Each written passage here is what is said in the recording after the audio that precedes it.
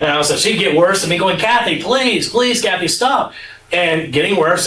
And then I would do the thing of trying to get quiet, Kathy, please, Kathy, stop. Beg. That might work. Kathy, please stop. But Kathy's getting louder, And I'm throwing gas. That's like, again, throwing gasoline on the fire. Kathy, please stop. And she gets louder, right? Gasoline on the fire.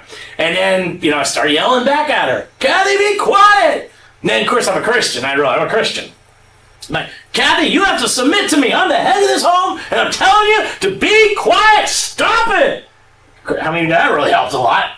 Right? That's more gasoline on the fire, right? And so she'd get louder. And then I would think, all right, the Bible says that rebellion is a sin of witchcraft, is like the sin of witchcraft. Well, I was taught in my church and Bible school that I'm the authority in my home. And Kathy's in rebellion to me. So Kathy, you're in rebellion to me. I'm the head of this home. I'm your authority. And I'm telling you to stop talking and stop yelling, and you won't stop. So you're in rebellion to me. I'm your authority. So that means you're operating in witchcraft. Or in other words, you're a witch.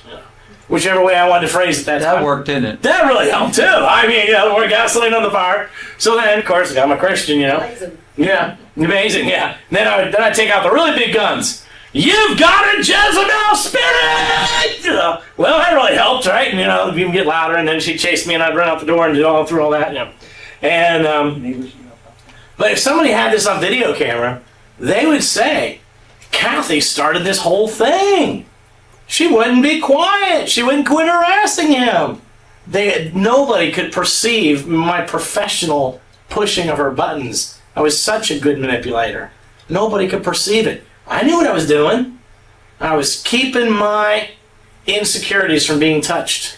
She would say something, and inside would be my insecurities and my ego. I would feel like, like I'm going to die if I give in to her. And by God, nobody's going to control me. And you're not. Quit trying to be my mother. Say really smart things like that. And what am I doing? I'm protecting myself from doing what? Protecting myself from laying my life down for my wife the way the Bible tells me to. Protecting myself from giving my life for my wife like Jesus gave his life for the church.